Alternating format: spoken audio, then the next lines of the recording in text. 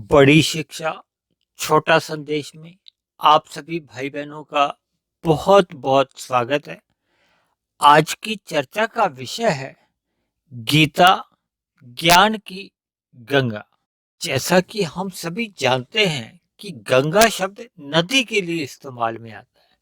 और नदी में एक प्रवाह होता है। इसीलिए हमने ज्ञान की गंगा को इसलिए कहा गया है ताकि इस गीता का हम जितना अधिक अध्ययन करते हैं, यानी कि ज्ञान के निरंतर प्रवाह में हम जितना अधिक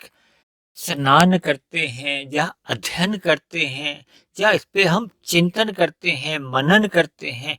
उतना ही अधिक हमें इसका लाभ मिलता है। इस अर्थों में हमने इस ज्ञान की गंगा को लेना है। देखिए, जब भी एक जल का प्रवाह बना होता है ना, तो उसमें कभी भी अशुद्धि नहीं आती। देखिए, नदी में हमेशा एक जल का बहाव बना रहता है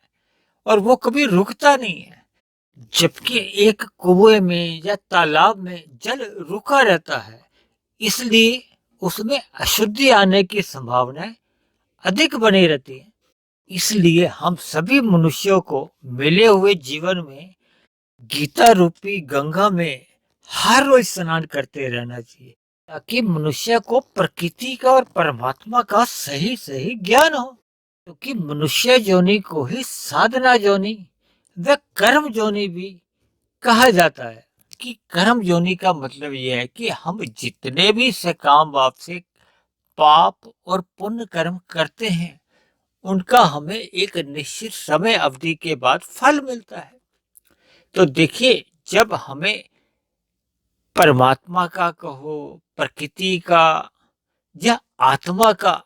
जब तक हमें सही सही ज्ञान नहीं होगा, तो फिर देखिए, ज्ञान के अभाव में अक्सर मनुष्य के कर्म दोष युक्त होने लगते हैं। दोष युक्त का यहाँ अभिप्राय पाप कर्मों से आप ले सकते हो। तो जब मनुष्य के जीवन में पाप कर्म होने लगते हैं, तो उनका दुख रूपी फल आना तो एक निश्चित ही है। देखिए, शास्त्रों में 84 लाख तरह की जोनियां बताई गई हैं। मनुष्य जोनि से ऊपर की जितनी भी जोनियां हैं और मनुष्य से जितनी भी नीचे की जोनियां हैं, वो सभी भोग जोनियां हैं। और मनुष्य जोनि भोग जोनि के साथ साथ मुख्य रूप से तो कर्म जोनि है, और उससे भी और मुख्य रूप से ले तो मनुष्य जोनि को साधना जोनि भी कहा गया है। क्योंकि मनुष्य जोनि के रहते हुए ही हम आध्यात्मिक उन्नति कर सकते हैं। समाज में एक साधारण बुद्धि रखने वाला मनुष्य भी उन्नति शब्द से तो परिचित है, लेकिन उसको ये नहीं मालूम कि मुझे जो उन्नति करनी है वो किस दिशा में करनी है। देखिए, भौतिक जगत में हम जितनी भी उन्नति कर लेते हैं, वो मरने के साथ ही समाप्त हो जाती है। जबकि मनुष्य योनि में हम जितनी भी आध्यात्मिक उन्नति कर लेते हैं, वो मरने के बाद भी हमारी सुरक्षित बनी रहती है। देखिए, शास्त्रों में जितना भी परमात्मा के बारे में या आत्मा के बारे में या माया यानी कि ये प्रकृति के बारे में बताया गया है, अक्सर मनुष्य को उसका एक वास्तविक ज्ञान, यथार्थ ज्ञान या तत्व रूप से क्या कहा गया है, इसका अक्सर मनुष्य को ज्ञान ही नहीं होता। क्योंकि मनुष्य की एक इन आध्यात्मिक बातों में अक्सर रुचि नहीं होती, अक्सर उदासीनता बनी ही रहती है। जबकि भौतिक पदार्थों के लिए कहो या भौतिक सुखों की प्राप्ति के लिए उसकी विशेष रुचि बनी होती है, और इसी रुचि के कारण ही वो इसी भौतिक दिशा की ओर ही अपने जीवन को लगा देता है, जिसके परिणाम स्वरूप वो आध्यात्मिक उन्नति से वंचित रह जाता है। देखिए, आध्यात्मिक उन्नति कैसे होगी? जब तक हम परमात्मा द्वारा जितने भी एक ग्रंथ हैं, देखिए, शास्त्रों में वेदों के बारे में कहा जाता है कि वो सृष्टि के आरंभ में ही परमात्मा के मुख से प्रकट होते हैं, यानी कि वेदों को किसी ने भी लिखा नहीं है। और जबकि गीता के बारे में तो देखिए, आप और हम ये परिचित ही हैं कि महाभारत युद्ध के दौरान गीता का ज्ञान यानी गीता का जो एक उपदेश है वो भगवान श्री कृष्ण जी द्वारा अर्जुन को दिया गया था। देखिए, परमात्मा के मुख से चाहे वेद प्रकट होते हैं या कोई भी उपदेश या ज्ञान दिया जाता है, उसमें किसी भी प्रकार की अशुद्धि तो हो नहीं सकती। देखिए, क्योंकि परमात्मा के लिए मायातीत शब्द का इस्तेमाल होता है, यानी कि माया यानी प्रकृति के सतो रजो और तमोगुण बताए गए। ये भी गीता के अंदर ही परमात्मा ने इसका विस्तार से वर्णन किया है। देखिए, परमात्मा ने गीता के जितना भी ज्ञान या उपदेश अर्जुन को दिए थे, उसी को ही वेद व्यास जी ने बाद में एक ग्रंथ का रूप दिया, जिसको कि आज आप और हम एक अध्ययन में लेते हैं। देखिए, गीता का जो एक भावार्थ है अलग अलग महापुरुषों द्वारा भी लिखे गए हैं, लेकिन उन सब के देखिए जितने भी वो भावार्थ हैं, उनका हम जितना भी अध्ययन करते हैं तो उससे हमें भगवान, आत्मा और प्रकृति के बारे में एक विस्तार से ज्ञान मिलता है। फिर इस ग्रंथों को या गीता के ज्ञान को हम जितना अधिक बार बार अध्ययन करते हैं, उस पर चिंतन करते हैं, उस पर मनन करते हैं, फिर उतने गहरे अर्थ हमें समझ में आने लगते हैं, जिसके फलस्वरूप हमारी दिनचर्या कहो या हमारे स्वभाव या हमारे संस्कारों में सकारात्मक परिवर्तन सहज ही आने लगता है।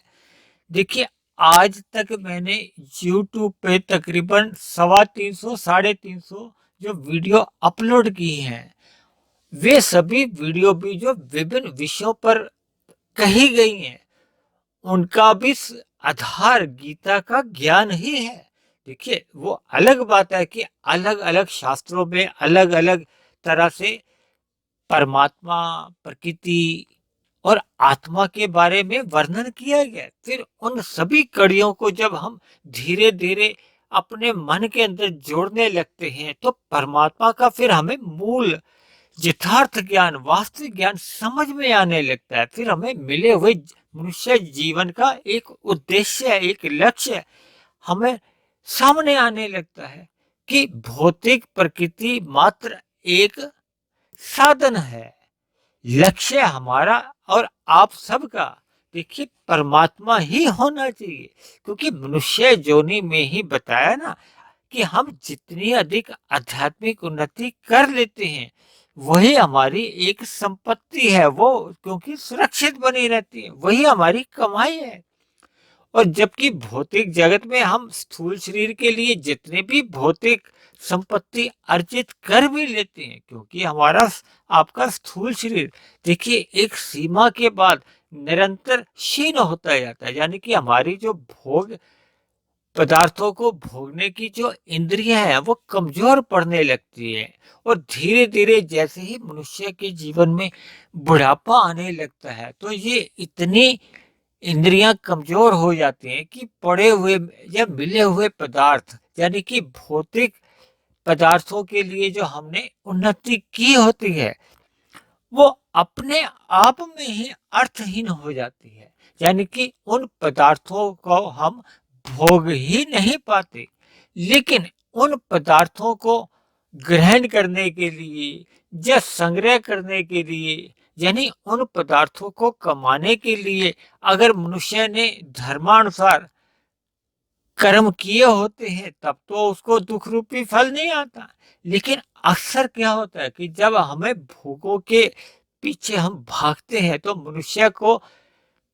पाप और पुण्य का भेद उसके मन से उतर जाता है, यानी कि उससे कब पाप कर्म होने लगते हैं मनुष्य को स्वयं को भी पता नहीं चलता।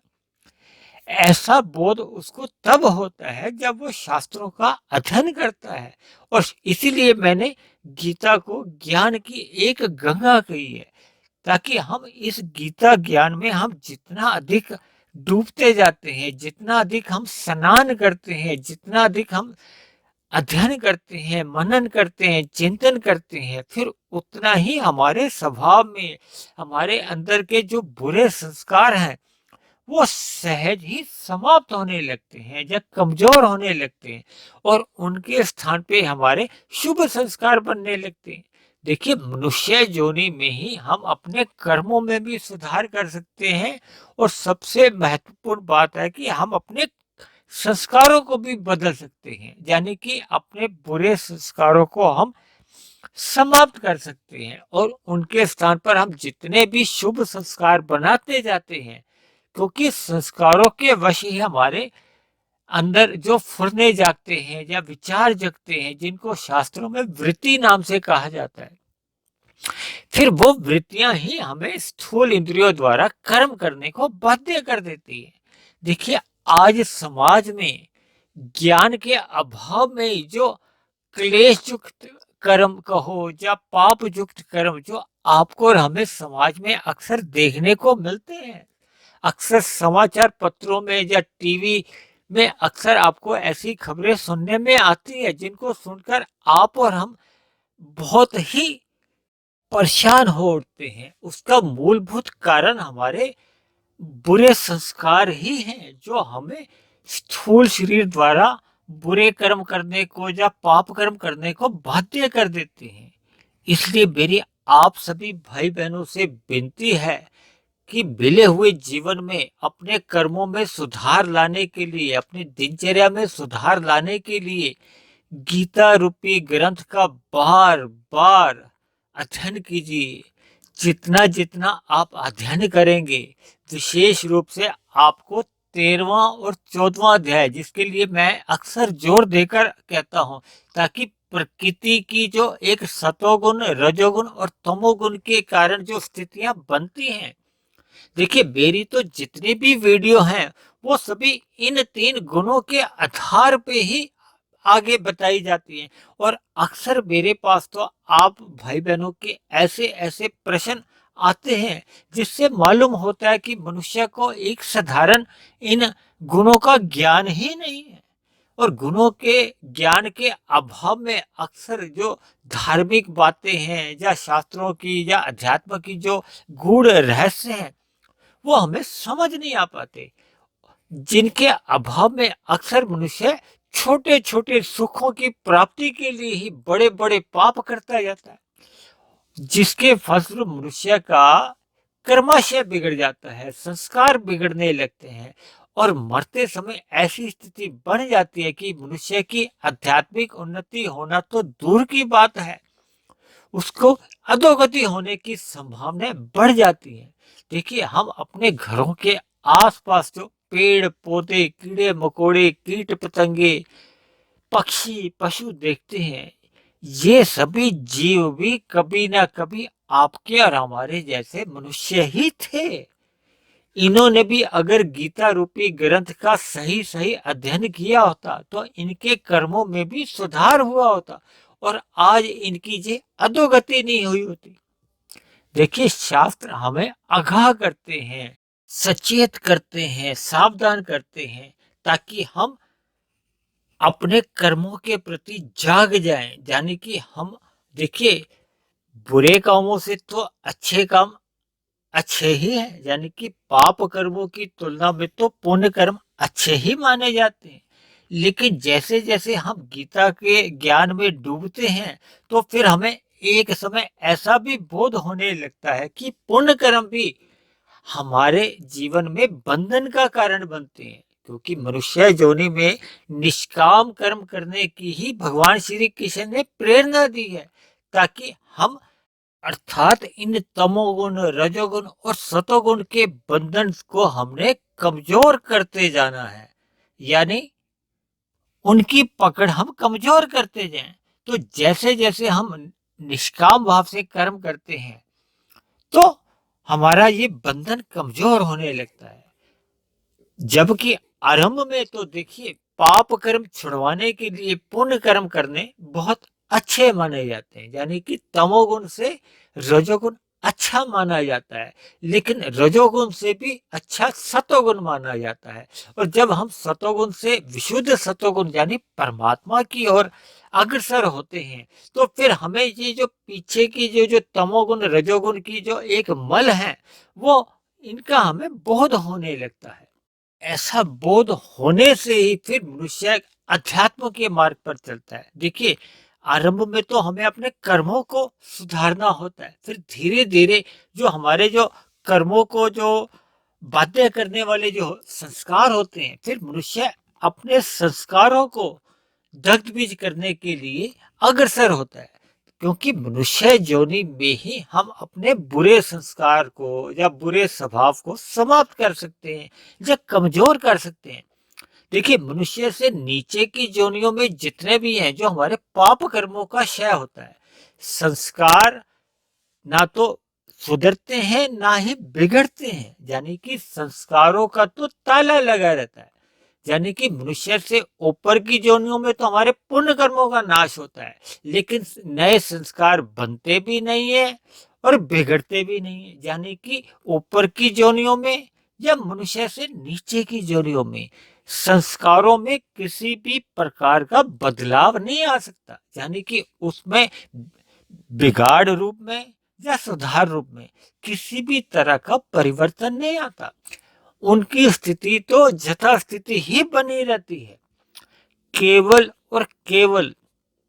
मनुष्य योनि में ही हम अपने संस्कारों में भी परिवर्तन ला सकते हैं, यानी कि हम अपने बुरे संस्कारों को समाप्त कर सकते हैं और उनके स्थान पे हम अपने शुभ संस्कारों को बना सकते हैं। ये तभी संभव होता है जब मनुष्य शास्त्रों का अध्ययन निरंतर अपने जीवन में करता रहता है। फिर उन शास्त्रों में जैसे जैसे जो जो बातें बताई गई होती हैं, उनको अपने जीवन में ढालने लगता है, अपनी दिनचर्या को सकारात्मक रूप में परिवर्तन में लाने लगता है। अन्यथा एक साधारण मनुष्य यानी ज्ञान के अभाव में या गीता के ज्ञान के अभाव में केवल अपने एक साधारण जीवन में भोगों के प्रति ही जागा रहता है, जिसके लिए वो 2 के 4, 4 के 40, 40 के 4,000, 4 लाख, करोड़, अरबों में ऐसा खो जाता है कि कब उसका मिला हुआ जीवन व्यतीत हो जाता है, यानी कि उसकी एक समय विशेष में मृत्यु आ जाती है, उसको पता ही नहीं चलता और उसको मिला हुआ जो जीवन का एक अवसर है, वो अपने हाथ से यूं ही गंवा देता है। तो इसलिए मेरी आप सभी भाई बहनों से विनती है कि जीवन में ज्ञान रूपी गंगा यानी कि गीता का बार बार आप अपने जीवन में निरंतर अध्ययन करते रहें, ताकि आपके एक जीवन में सुधार आने लगे, आपके कर्मों में सुधार आने लगे, आपके संस्कारों में सुधार आने लगे, यानी आपका जीवन आध्यात्मिक उन्नति की ओर सहज ही अग्रसर होने लगे। इन्हीं शुभकामनाओं के साथ आज की चर्चा को, आज के सत्संग को हम यहीं विश्राम देते हैं। आप किसी भाई बहन का कोई प्रश्न हो, कोई बात समझ में नहीं आई हो, तो आप नीचे दिए गए कमेंट्स बॉक्स पर जाकर आप अपना प्रश्न या आपका कोई सुझाव या आपकी कोई आपत्ति हो तो आप उसको भी लिख सकते हैं। दूसरी बात, यदि आपको बनी हुई मेरी वीडियो अच्छी लगती है, आपके जीवन में सकारात्मक परिवर्तन आने लगा हो, परमात्मा में आपकी प्रीति जग गई हो, तो आपसे मेरी विनती है कि आप मेरे इस आध्यात्मिक ज्ञानात्मक चैनल को सब्सक्राइब करें। वे अन्य जिज्ञासु भाई बहनों को भी प्रेरित करें कि वे भी इस आध्यात्मिक ज्ञानात्मक चैनल से जुड़कर अपने जीवन में सतोगुनी परिवर्तन ले आए। चर्चा को समाप्त करते हुए कल फिर मिलते हैं एक नए विषय को लेकर, एक नए संदेश के साथ। तब तक आप सभी भाई बहनों का बहुत बहुत धन्यवाद।